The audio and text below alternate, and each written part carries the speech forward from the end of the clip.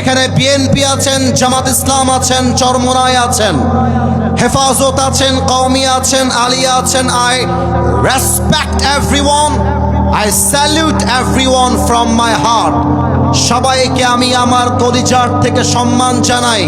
তবে মাথায় রাখবেন, রাজনৈতিক চিন্তা আমাদের ভিন্ন হতে পারে, আমাদের ধর্ম কিন্তু এক, আমাদের নবী কিন্তু এক, আমাদের রব কিন্তু এক, আমাদের ধর্মীয় গ্রন্থ কিন্তু এক। অতএব হাতে হাত রাখেন, বুকে বুক মিলান। আগামীর বাংলাদেশ চলবে আল্লাহর কোরআনের সংবিধান দিয়ে। হাত তুলে বলো সবাই, ঠিক কিনা?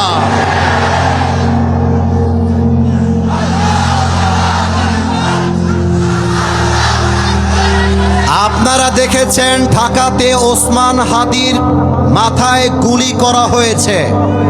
আমরা শুনেছি আসামিরা নাকি বর্ডার ক্রস করে ভারতে প্রবেশ করে গেছে। আমার বর্তমান সরকারের কাছে প্রশ্ন, বাংলাদেশে আমাদের যুবকদের কলিজার টুকরা ওসমান হাদিকে গুলি করে তারা দেশ ছাড়লো কেমনে? এটা আমার জাতির কাছে প্রশ্ন।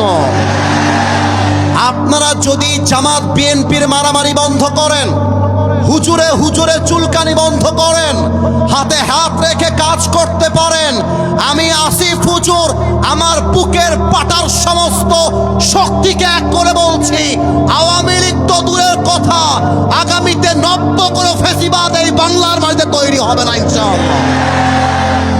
আলেম ওলামাদেরকে বলবো, আগামীতে ইসলামের দেশ করবার যে সুযোগ পেয়েছেন, আগামী 50 বছরে সেই সুযোগ আর আসবে না।